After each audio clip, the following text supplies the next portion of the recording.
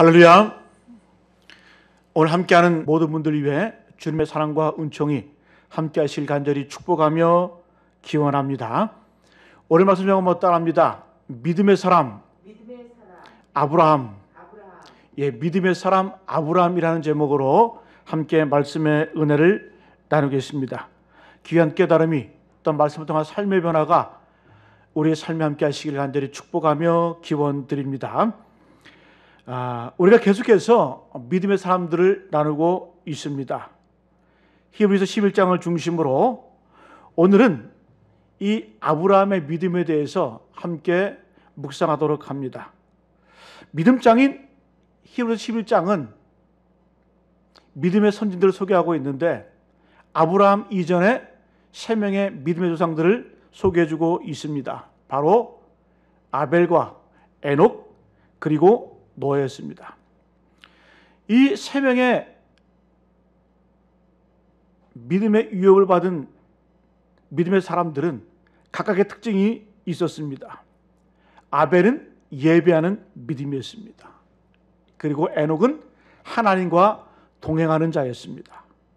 그리고 노아는 순종함으로 하나님께 의로운 자라 칭함받는 그러한 믿음의 사람들이었습니다. 그런데 이 3가지 전통, 3가지 물줄기가 바로 누구에게 모이냐? 아브라함에게 모입니다. 이 3명의 믿음의 전통들이 녹아내린 그 인물이 누구냐고 하면 바로 아브라함의 믿음이라는 거예요.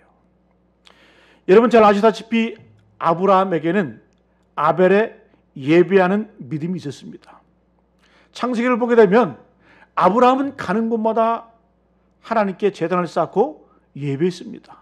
예배하는 믿음이었죠. 또한 이 아브라함은 에녹에 동행하는 믿음이 있었습니다. 늘 하나님께 묻고 동행하며 하나님과 함께하는 동행의 믿음이 있었습니다. 또한 아브라함은 노아에 순종하는 믿음이 있었습니다. 여러분 잘 알고 있듯이 아브라함은 하나님께서 너는 너의 고향 본토 친척 아버지 집을 떠나 내가 내게 지시할 땅으로 가라라고 명령하셨을 때 그는 즉각적으로 순종합니다. 그래서 아브라함에게는 이 노아 같은 순종하는 믿음이 있었다는 거죠. 요약하면 우리도 바로 이 아브라함을 본받아서 아브라함 믿음 생활하는 그대로 살면 된다는 거예요. 왜요? 아브라함은 바로 이 믿음의 완성이기 때문에 그렇습니다. 여러분 아브라함의 믿음의 특징은 아브라함은 부르심이 있을 때 순종을 했습니다. 그러나 그 순종은 쉬운 것이 아니죠. 왜요? 성경이 분명히 말씀합니다. 그는 갈 바를 알지 못하고 갔다라고 이렇게 말을 합니다. 또 두 번째 아브라함 믿음의 특징은 뭐냐 하면 이 아브라함의 믿음은 하루아침에 이루어진 믿음이 아니라 점진적으로 성장하는 믿음이었습니다. 우리가 창세기를 보게 되면 아브라함이 하나님께 부름을 받았을 때 처음에는 어찌 보면 엉터리 신앙이었어요. 반쪽짜리 믿음이었습니다. 그러나 점점 성장해 간다는 거죠. 여러분 처음 하나님께서는 아브라함에게 4가지를 명령하셨죠. 너는 고향, 본토, 친척, 아베 집을 떠나라. 4가지를 떠나라고 말씀하셨는데 아브라함은 2가지만 순종합니다. 고향만 겨우 떠나고 본토만 떠납니다. 하나님께서는 분명히 친척을 떠나라고 말씀하셨는데 그의 친척 조카 롯을 데리고 가죠. 떠난 게 아니죠.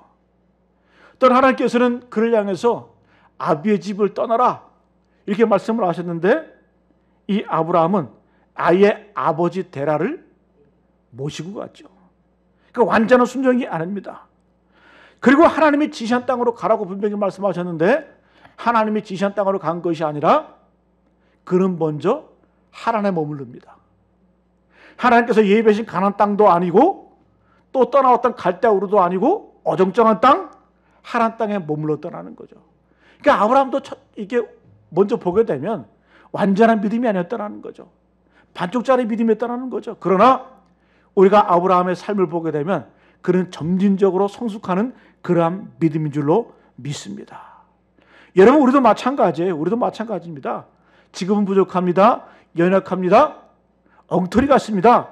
그러나 우리가 계속해서 주님과 동행하고 예배하는 가운데 주님의 은혜를 더 느끼게 된다고 한다면 아브라함처럼 점점 하나님이 원하시는 그러한 믿음을 소유하게 될 줄로 믿습니다.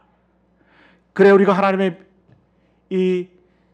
그 부르심 앞에 아브라함처럼 순종하고 또 예배함으로 인정받고 하나님의 기쁨이 되는 저와 여러분 되시기를 간절히 축복합니다.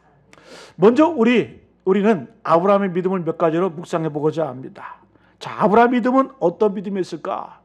첫 번째로 아브라함의 믿음은 편안함에서 익숙함에서 떠나는 그러한 믿음이었다는 거죠. 자, 다시 한번요. 아브라함의 믿음은 편안함에서 익숙함에서 떠나는 그러한 믿음이었습니다. 떠난다고 하는 것은 모험입니다. 그래서 참된 믿음은 모험하는 믿음인 줄로 믿습니다. 오늘 우리가 읽은 히브리서 11장 8절 말씀, 우리 8절 말씀 다 같이 한번 읽어보도록 합니다.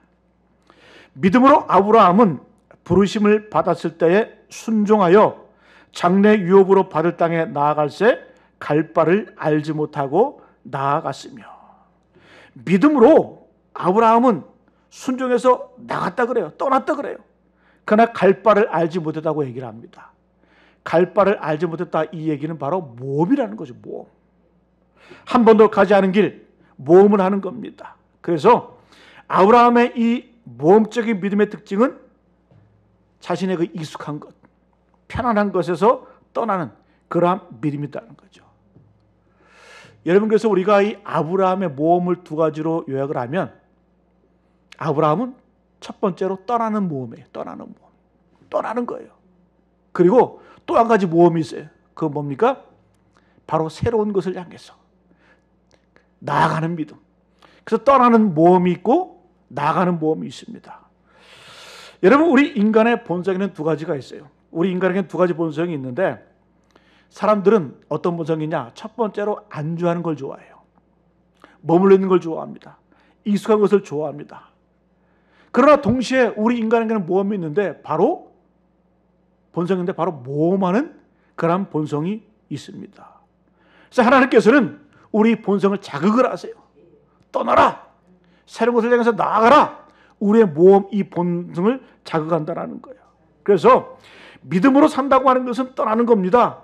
그러나 떠나기만 하면 되는 것이 아니라 새로운 땅을 향해서 나아가는 것이 필요하다라는 겁니다. 그래서 우리가 이 아브라함 믿음을 떠나는 믿음이라고 얘기를 하는데, 떠남만 강조해서는 되지 않습니다. 하나님께서 예비하신 그 새로움을 향해서 나아가는 그러한 모험, 그러한 믿음이 있어야 될 줄로 믿습니다. 여러분, 그렇습니다. 이별이 있어야 만남이 있고 떠남이 있어야 새로운 땅이 눈에 들어오게 됩니다. 그래서 아브라함에게서 이 모험은 뭐냐? 갈대아 우르를 떠나는 것도 모험이지만 한 번도 가보지 않은 이 가나안 땅을 향해서 나아가는 것도 모험이라는 거예요. 창세기 12장에서는 하나님께서 아브라함에게 떠나라고 명령하셨을 때 그때의 나이가 75세라고 얘기를 합니다. 이 75세의 나이는 떠날 나이가 아니죠. 떠났다가도 들어올 나이입니다. 그래서 모험이라고 얘기를 하는 겁니다. 쉽게 할 수 있는 그러한 모험이 아니라는 거예요. 그래서 성경적인 믿음, 여러분, 믿음이 뭘까요? 성경적인 믿음은 항상 두 가지에 초점을 맞춥니다. 믿음의 대상인 하나님을 믿는 거죠. 우리가 믿음이라고 할 때 대상이 있어야 돼요. 뭘 믿는 거예요? 믿음의 대상이 있어야 되는데 그가 바로 하나님이죠. 하나님. 또 믿음의 내용이 있습니다. 우리가 무엇을 믿을 것인가? 바로 하나님의 말씀이라는 거죠. 그래서 우리가 믿음은 뭐냐? 부르신 분을 믿는 것이고 부르신 말씀을 믿는 거예요. 반응하는 거예요. 이것이 참된 믿음이고 성숙한 믿음인 줄로 믿습니다. 책 중에 모험으로 나서는 믿음이라는 책이 있어요. 미국의 작가 마이크 프로스트와 엘렌 허쉬가 쓴 이 책인데, 모험으로 나서는 믿음. 이 책에 보게 되면 아브라함의 이 모험적인 믿음을 이렇게 설명을 합니다. 아브라함이 이 모험의 길을 걸어간 것은 인류 역사상 놀라운 일이었다. 모험했기 때문에 인류의 변화를 가져왔다는 거죠. 그런 책에서 이렇게 말합니다. 아브라함은 순종의 행동으로 이에 응답했으며 이것은 정말로 역사의 경로를 바꾸어 놓았다. 여러분, 아브라함의 믿음은 단순히 떠났다, 모험했다 이것이 아니라 그 모험, 행동하는 믿음을 통해서 역사의 경로를 바꾸어 놓았다는 거예요. 이 행동은 세계 구원의 역사에서 가장 중대하고 결정적인 순간 중 하나였다. 하지만 이것이 무덤덤하게 치열한 행동은 아니었다. 이 행동에는 상당한 위험과 엄청난 용기가 분명히 담겨 있었다. 여러분, 한마디로 말하면 뭘 상징합니까? 아브라함의 믿음은 모험하는 믿음이었고 그 모험을 통해서 인류의 역사를 바꿔놓았고 구원의 역사의 물줄기, 이 물줄기를 바꿔놓았다는 겁니다. 그들은 계속해서 이렇게 말합니다. 아브라함의 다소 균형을 잃은 행동은, 어찌 보면 아브라함은 일탈 아닙니까? 75세 고향을 떠났다, 아베 집을 떠났다, 생활터전을 떠났다. 이것은 어찌 보면 일탈이고 균형을 잃은 행동입니다. 아브라함의 다소의 균형을 잃은 행동은 그를 또한 그의 모든 가족들까지 큰 위험에 처하게 만들었다. 여러분, 우리가 모험을 하게 되면 본인만 위험해지는 거 아니에요. 가족들까지 위태로울 수 있다는 거죠. 아브라함의 행동이 그랬다는 거죠. 적어도 이 행동은 그로 하여금 고향을 떠나게 했고 그의 일가 친척과 단절되게 만들었으며 결말을 알 수 없는 모험과 탐색이라는 위험하고 평생에 걸친 여정에 들어서게 했다. 이것은 참으로 실존적인 행동이었다. 확실히 믿음의 도약이었다. 믿음의 도약이었다는 거죠. 여러분, 우리의 믿음이 어떻게 뛸 수 있습니까? 어떻게 발전할 수가 있습니까? 어떻게 성장할 수 있습니까? 가만히 있으면 성장하는 거 아니에요. 모험을 해야 돼, 모험을. 세상에 익숙하면서, 나의 죄악에서, 나의 탐욕에서, 욕심에서, 이 세상의 가치관에서 떠나야 내 믿음이 성장하는 거예요. 그러나 거기에는 고통이 따릅니다. 위험이 따릅니다. 모험이 따릅니다. 그러나 그걸 통해서 우리의 믿음이 더욱더 성장하게 되는 줄로 믿습니다. 여러분, 아브라함은 믿음으로 모험을 했어요. 왜? 그가 가는 길을 알지 못하기 때문에, 갈 바를 알지 못하기 때문에. 여러분, 우리도 마찬가지입니다. 우리가 하나님 믿는 백성이고 예수 믿는 백성이지만 그러나 우리 인생을 몰라요. 하나님이 우리 인생을 인도하실 때에 다 보여주시는 거 아니에요. 모든 청사진을 제시해주고 가라고 말씀하신 것이 아니라 한 걸음 한 걸음씩만 인도하세요.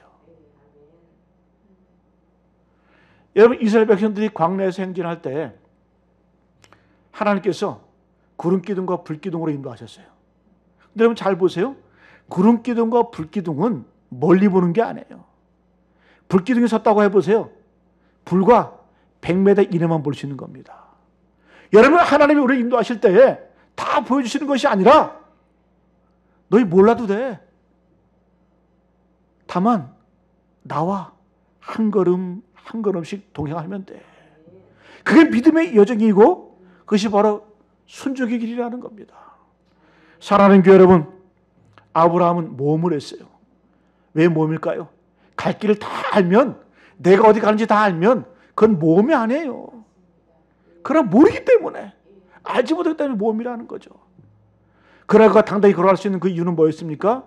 하나님과 함께하는 그 믿음 때문에, 하나님과 동행했기에 그는 당당히 걸어가게 되는 줄로 믿습니다. 그러나 이것은 우리의 본성을 거스르는 거죠. 우리 인간의 본성은 안전함을 좋아해요. 그렇잖아요?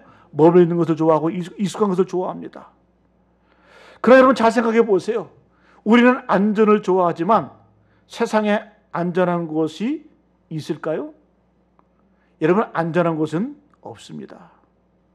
모험에는 항상 위험이 따르지만 그러나 여러분 동시에 우리가 이 모험에 성공하게 되면 엄청난 유익이 있다는 거예요.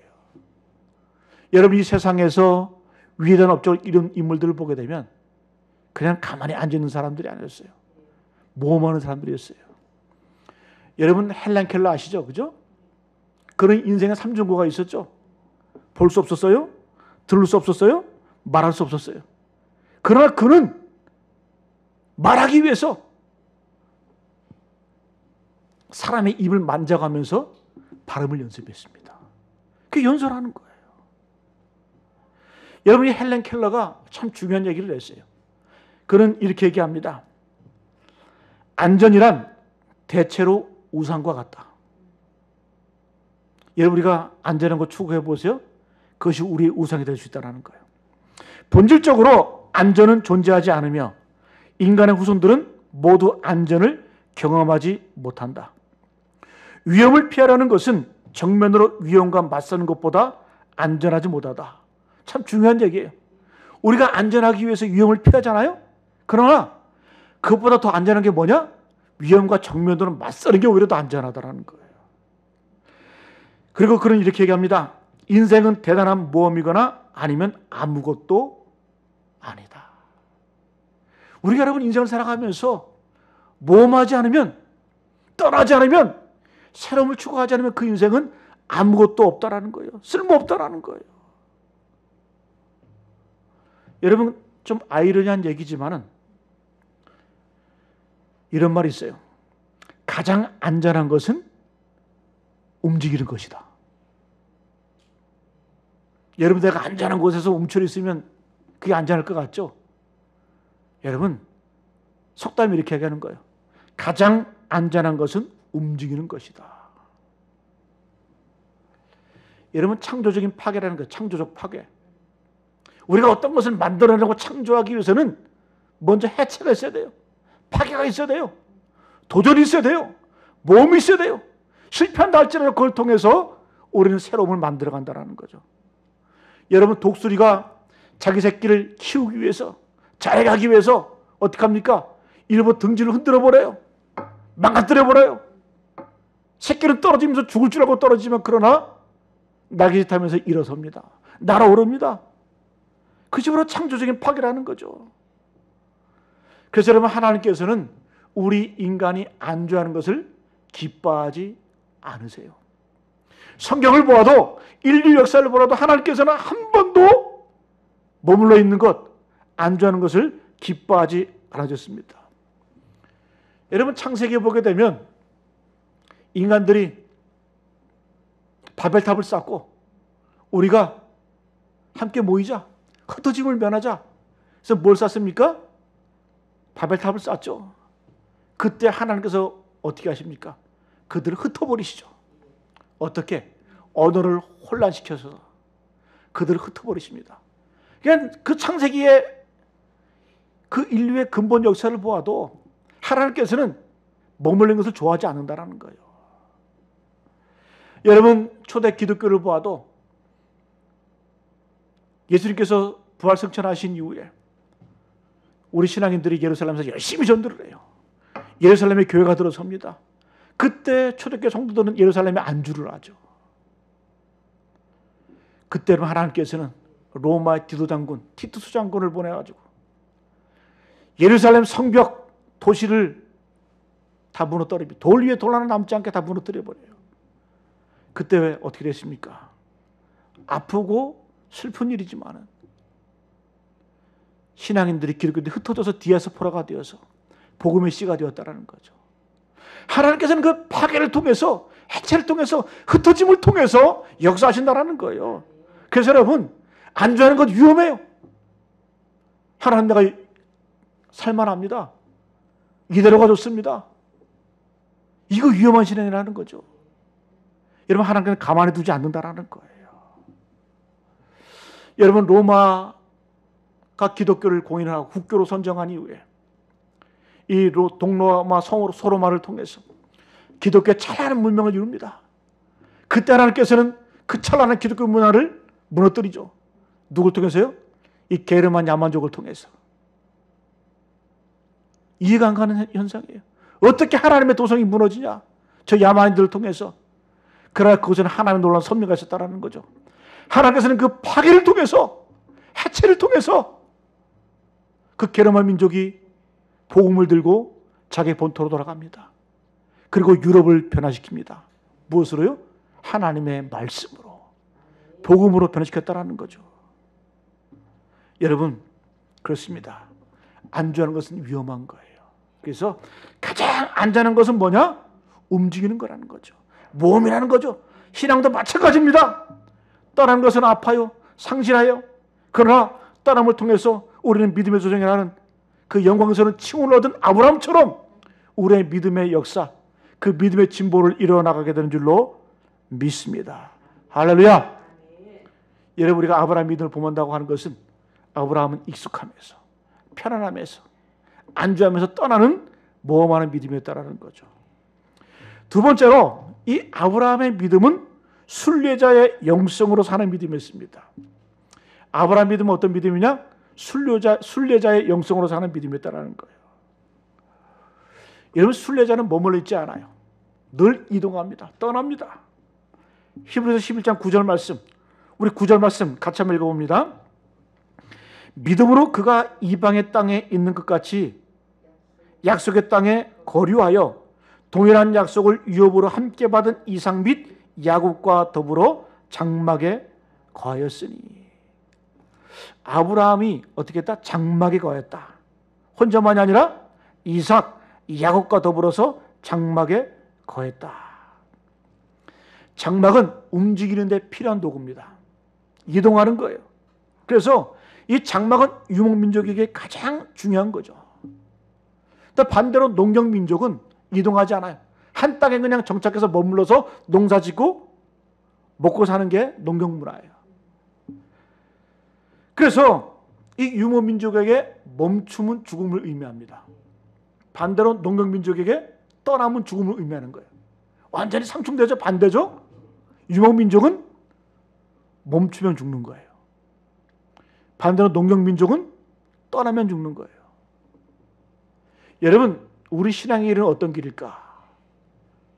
바로 유목민족과 같은 떠남, 그리고 늘 이동하며 도전하고 쟁취하고 이루는 그런 모습인 줄로 믿습니다. 여러분, 사실 오늘날 한번 보세요. 전 인류가 유목민족 같은 그런 삶을 살지 않습니까? 세계가 하나 됐잖아요. 우리가 코로나19 때문에 마음대로 움직이지 못하지만, 그러나 우리가 한 해 몇 번씩 세계도 왕래해 나가고, 다 어찌 보면 이 생활권 안에, 지구촌 안에 머물러 있다는 거죠. 여러분, 아브라함은 그가 가나안에 갔지만 그는 여전히 장막에 고여 있습니다. 아브라함의 아내 사라가 죽었을 때에 이 아브라함이 그 땅에서 이 굴을 사서 이 사라를 장례하죠. 그 굴의 이름이 막벨라 굴이었죠. 그때 이 막벨라 굴을 그 원주민에게 사면서 이 아브라함이 자기 스스로를 뭐라고 소개하냐? 창세기 24장 4절에 보게 되면 나는 당신들 중에 나그네요 거류하는 자이니. 나는 정착하는 그런 삶의 존재가 아니다. 나는 나그네요 거류하는 자다. 잠시 머물러 있는 자다. 이렇게 얘기를 하고 있습니다. 여러분, 그렇습니다. 우리도 마찬가지입니다. 오늘 여러분 8절부터 19절까지 한번 읽어보세요. 반복되는 단어가 두 개가 나와요. 본향이라는 단어가 3번 나옵니다. 그리고 오래 참았다라는 단어가 2번 나옵니다.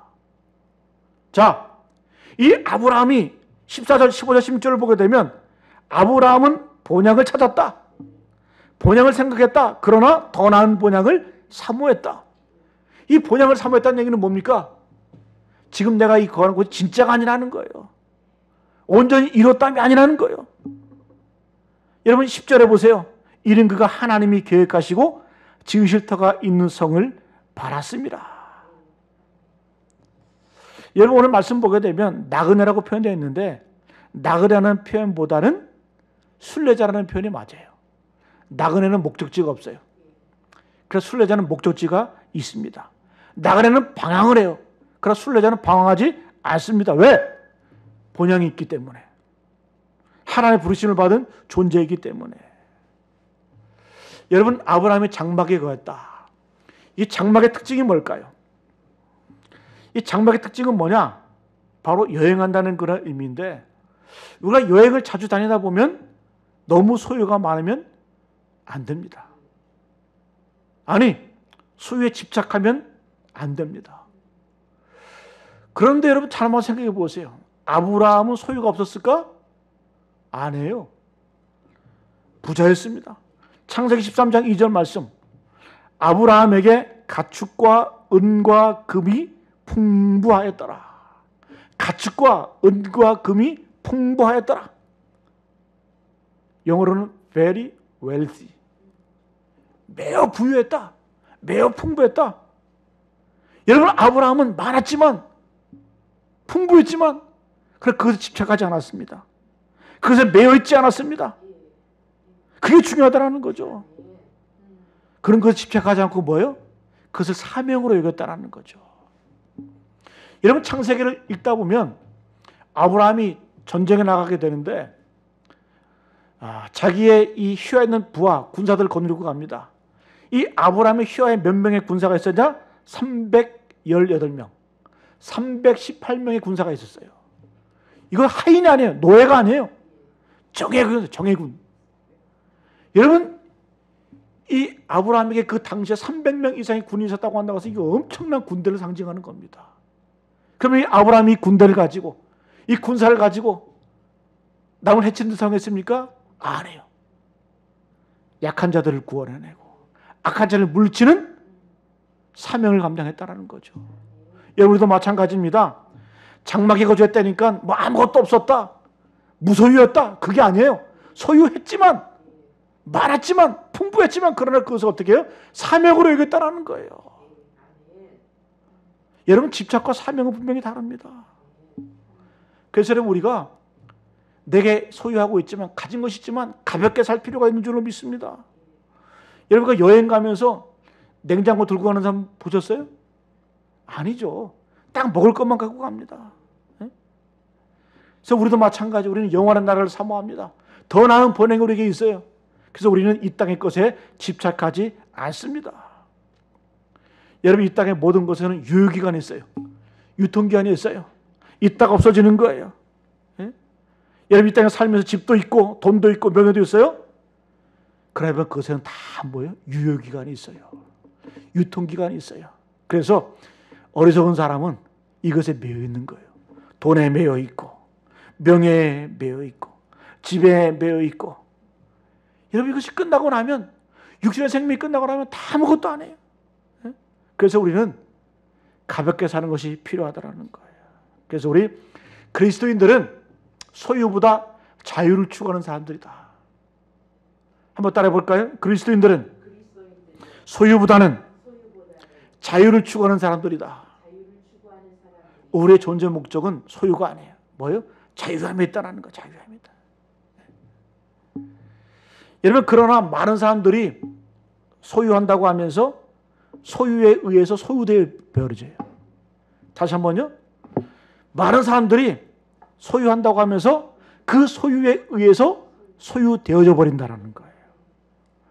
여러분, 지금 인류는 인간 스스로가 만들어낸 것들 때문에 엄청난 고통을 받고 있습니다.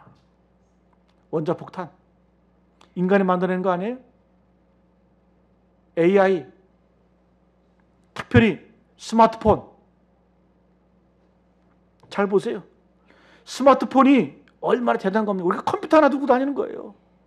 그러나 그것이 우리 인간에게 자유를 주는 것 같지만 우리는 언젠가 노예가 되어버렸어요.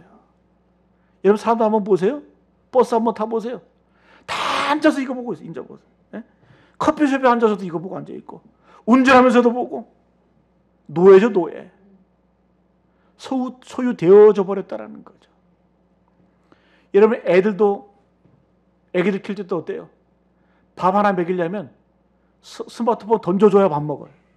그거 보면서 밥 먹는 거예요. 언제부턴가 우리는 소유에 의해서 소유가 되어져 버렸다는 겁니다.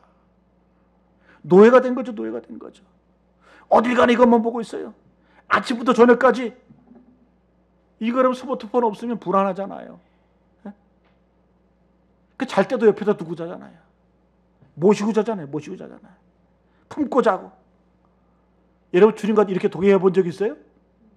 주님을 품고 주님을 잠자리에 옆에 모셔두고 늘 바라보면서. 우리가 주님과 동행한다고 하지만 정말 우리가 스마트폰처럼 주님과 한번 동행해 본 적이 있느냐? 아니라는 거죠.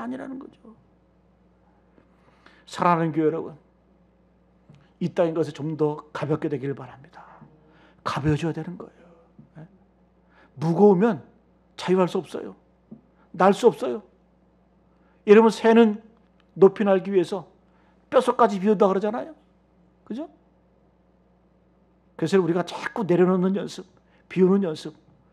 여러분, 우리가 아브라함이 믿은 어떤 믿음은 순례자 영성이에요. 순례자 영성은 뭡니까? 소유했지만 그 집착하지 않았어요. 더 나아가서 그 갖고 있는 것을 통해서 하나님의 뜻을 이루어드리는 사명자의 삶을 살아갔다는 거죠. 사랑하는 교회 여러분, 여러분들이 가지고 있는 그 재능들, 물질들, 그것을 가지고 하나님 나라의 영광을 위해서 거룩한 사명자로 쓰임받는 우리 모두 되시길 간절히 축복합니다. 마지막으로 아브라함의 믿음은 초월하는 믿음이었습니다. 짧게 봅니다. 참된 믿음은 뭐냐? 과거를 초월하는 거예요. 아브라함은 떠났을 때 뒤돌아보지 않았어요. 앞을 향해 전진했습니다. 여러분, 우리 예수 믿는 사람들 사도 바울은 표현하죠. 이전 것을 지나갔으니 보라 새것이 되었도다. 예수님을 분기점으로 BC와 AD가 나는 것처럼 예수 믿기 전과 예수 믿은 후가 우리가 달라져야 돼요. 어떻게 달라져야 됩니까?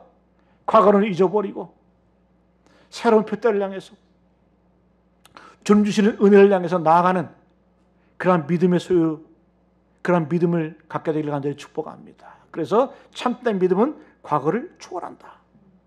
두 번째, 참된 믿음은 나이를 초월해요. 나이를 초월해요. 아브라함은 75세 약속을 받고 떠났습니다. 100세 아들 이삭을 얻었어요.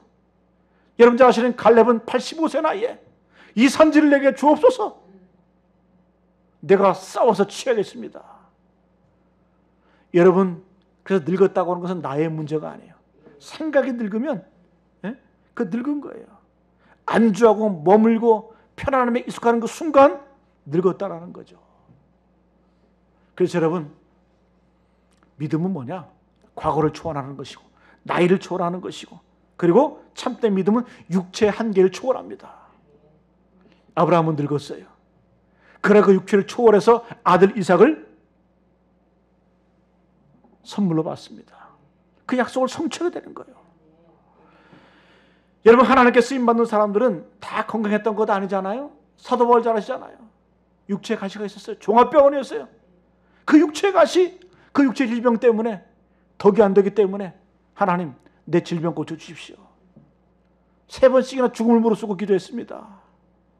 그때 하나님이 거부하셨죠. 내 은혜가 내게 좋게다. 이 말씀을 쉽게 말하면 그냥 그대로 살아. 사도 바울은 도리어 기뻐했다라고 말해요. 왜? 내가 약한 가운데 하나님의 능력 가운데 내가 더 강해진다. 하나님의 일이 더 크게 임한다. 여러분, 사도 바울이 병들어서 할 거 못했습니까?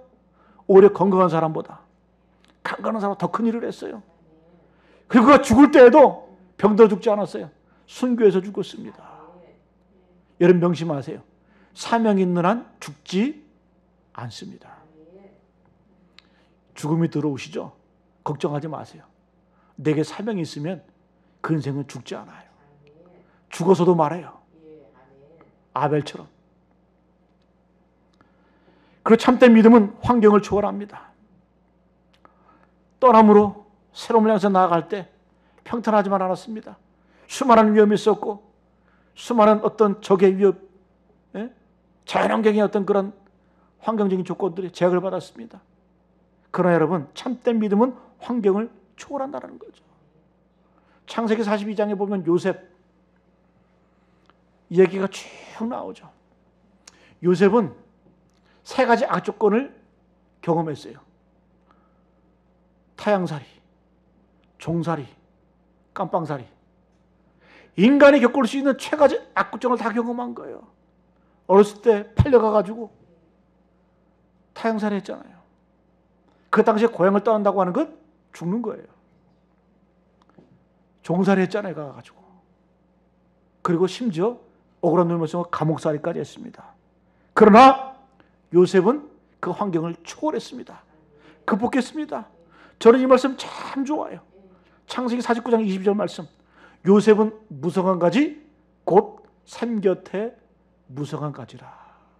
그 가지가 담을 넘었도다. 할렐루야. 요셉은 뭐냐? 요셉은 샘 곁에 무성한 가지다. 얼마나 무성하면 그 가지가 담을 넘었다라는 거예요. 여러분, 이러한 축복이 우리 가운데 임하게 간절히 축복합니다. 샘 곁에 무성한 가지가 되어서 담이라고 하는 것, 어떤 그 환경적인 저와 것들을 뛰어넘는 그러한 요셉의 모습, 그 요셉의 축복이 우리의 축복이 되어야 된다는 거예요. 예레미야 17장 7절로 8절까지 말씀, 우리 믿음의 사람들이 이렇게 표현합니다. 그러나 무릇 여호와를 의지하며 여호와를 의뢰하는 그 사람은 복을 받을 것이라. 자, 어떤 복이냐? 그런 물가에 심겨진 나무가 그 뿌리를 강변에 뻗치고 더위가 올지라도 두려워하지 아니하며 그 잎이 청정하며 가무는 해도 걱정이 없고 결실이 그치지 아니함 같으리라. 여호와를 의지하고 하나님을 의뢰하는 사람은 복을 받는데 어떤 복? 물가에 심겨진 나무처럼 그 뿌리를 강변에 뻗쳐서 더위가 와도 두려워하지 않는다는 거예요. 늘 그 잎이 청정하고 해도 걱정이 없고 결실이 그치지 않는 그 인생. 여러분, 이 약속의 이 말씀이 우리 삶에 구체적으로 성취되기를 간절히 기원합니다. 그래서 여러분, 우리가 예수님과 연결되어 있으면 되는 거예요. 우리의 뿌리가, 삶의 뿌리가 하나님께 박혀 있으면 되는 거예요. 그러면 어떤 환경, 어떤 조건에서도 걱정이 없는 거예요. 왜? 우리는 주님과 연결되어 있는 거예요. 하나님께 뿌리 박혀 있는 거예요. 어떤 해로움이 있어도, 어떤 제약이 있어도 우리는 극복할 수 있다는 겁니다. 이것이 뭐다? 아브라함의 믿음이었고, 이삭의 믿음이었고, 야곱의 믿음이었고, 바로 우리의 믿음이 되어야 될 줄로 믿습니다. 여러분, 마지막으로 명심할 게 있어요. 믿음으로 산다고 하는 것은 한순간에 결과가 얻어지는 거 아니에요. 아까 제가 말씀드렸죠? 우리가 읽은 이 본문 8절부터 19절까지 반복되는 단어가 있습니다. 나그네 삶을 상징하는 본향이라는 단어가 3번 나와요. 그리고 이어지는 반복되는 단어가 뭐냐? 오래 참음으로 11절과 15절에 나옵니다. 그래서 이 믿음과 오래 참음은 같이 가는 거예요. 네? 여러분, 마지막 15절 보게 되면 그가 이같이 오래 참아 약속을 받았다. 히브리서 6장에는 그렇게 보여요. 히브리서 6장 15절 말씀 보게 되면 그가 이같이 오래 참아 약속을 받았느니라. 여러분, 믿음의 여정은 한순간의 결과, 열매를 맺어지는 거 아니에요. 오래 참음으로, 오래 참음으로, 오래 참음으로. 여러분, 고린도서 13장에도 뭐라고 말씀합니까? 사랑은 언제나 오래 참고, 사랑은 언제나 오래 참고. 제일 먼저 그 정의가 뭐예요? 사랑은 오래 참는 거라는 거죠. 사랑의 열매는 한순간에 맺어지는 것. 사랑에 나가서 인내하고 참고 견뎌주고 그렇게 할 때 열매를 맺는다는 겁니다. 여러분, 말씀을 정리합니다. 아브라함의 믿음, 대단한 믿음이에요. 물론 여러분, 이 아브라함의 믿음의 특징은 어떤 순종했지만 그러나 처음부터 그가 완벽한 믿음은 아니었어요. 좌충우로 하는 믿음이었어요. 이거 가나안 땅에 간 것도 아니고, 예? 갈대 우르에 머물러 있는 것도 아니고, 어정쩡한 하란 땅, 그 가나안 땅을 바라보면서도 애굽으로 내려갈 때도 있었잖아요, 그죠? 그래, 하나님께서는 그 믿음의 여정을 통해서 만들어 가신다는 거죠. 만들어 가시고 어떻게 할 때? 주님과 동행할 때. 여러분, 아브라함의 믿음은 중요해요. 그 이전에 아벨의 예배하는 믿음, 에녹의 하나님과 동행하는 믿음, 노아에 순종하는 그 믿음, 그 전통이 녹아내려진 그 아브라함의 믿음. 그러나 그 믿음은 비록 완전하지 못했지만 그러나 하나님과 끊임없이 동행하고 예배하면서 성숙되는 그 믿음, 그 믿음, 바로 우리의 믿음 되기를 간절히 축복합니다. 그렇게 여러분, 아브라함의 믿음 모험하는 믿음이었어요. 여러분, 어찌 보면 우리가 하나님을 믿는 것 자체가 모험하네요. 제대로 하나님 믿으면 왜? 다 내려놓고 하나님을 의지하는 것 모험 아닙니까? 반대로 보면 하나님이 나를 선택하신 것도 모험이에요. 나같이 부족한 존재, 나같이 연약한 존재, 나같이 어리석은 이 인생을 붙드셔서 당신의 자는 삼으셨다? 그리고 기대하신다? 이것도 모험이죠, 모험. 여러분 예수님도 모험하셨어요. 이 땅에 내려오신 것 자체가 모험이에요. 병자를 고치신 것도, 귀신을 내어 쫓으신 것도, 십자가 달리신 것도 다 모험이에요. 모험. 하나님의 아들로서의 모험이에요. 모험. 아브라함도 모험이었어요. 그래서 신앙인의 삶은 예수님의 DNA를 본받는 거예요. 그 DNA가 뭘까요? 우리 인간에게 두 가지 본성이 있다고 그랬죠? 안주하려는 본성, 머무르려는 본성, 그러나 반대로 끊임없이 모험하는 그 본성이 있어요. 그 DNA가 있어요. 여러분, 그 DNA를 개발하는 거예요. 믿음으로. 전진하는 거, 나아가는 거예요. 예수님을 닮아가는 우리 모두 되시길 축복합니다. 또 아브라함은 어떻게 해요? 순례자 영성, 이 영성을 소유하는 믿음이었어요. 소유하되 소유에 집착하지 않았어요. 오히려 그것을 사용을 합니다. 복이 되는 거예요. 복이 되는 거예요. 여러분, 하나님께서 아브라함에게 너는 너의 고향 보도지적 아비줄 땅 내가 내게 지시할 땅으로 가라. 그냥 가라고만 말씀하신 거 아니에요? 위대한 복을 약속하십니다. 내가 너를 큰 민족을 이루고 내게 복을 주어 내 이름을 창대케 하리라. 너는 복이 될지라. 너를 축복하는 자에게 내가 축복할 것이고 너를 저주하는 자를 내가 저주할 것이다. 이 말은 뭐예요? 하나님이 편이 되어 주시겠다는 거예요. 하나님이 함께 주시겠다는 거예요. 그래서 복 중의 복은 뭐예요? 내가 복이 되는 거예요. 어떻게 될 때? 소유에 집착하지 않고 그것을 사용하고 흘려보낼 때 복이 되는 줄로 믿습니다. 여러분, 사용하지 않으면 소멸돼요. 우리의 재능도 은사도, 여러분 저는 예전에 그런 분 봤어요. 은사가 강한 분이 있어요. 그런데 그 은사를 사용하지 않고 묵히면 소멸돼요. 여러분 마찬가지입니다. 영어에 그런 표현이 있죠. use or lose. 사용하지 않으면 잃어버린다. 소멸된다. 이것이 바로 우리 삶과 동일하게 적용되는 겁니다. 이것이 하나님의 원리라는 거죠. 여러분, 끊임없이 우리의 재능들, 우리의 은사들 주님 나라 영광을 위해서 사용하고 쓰임받는 우리 모두 되시길 간절히 축복합니다. 그래야 아브라함을 닮아서 아브라함처럼 복이 되고 본이 되는 하나님의 기쁨이 되는 저 여러분 되시길 간절히 축복합니다.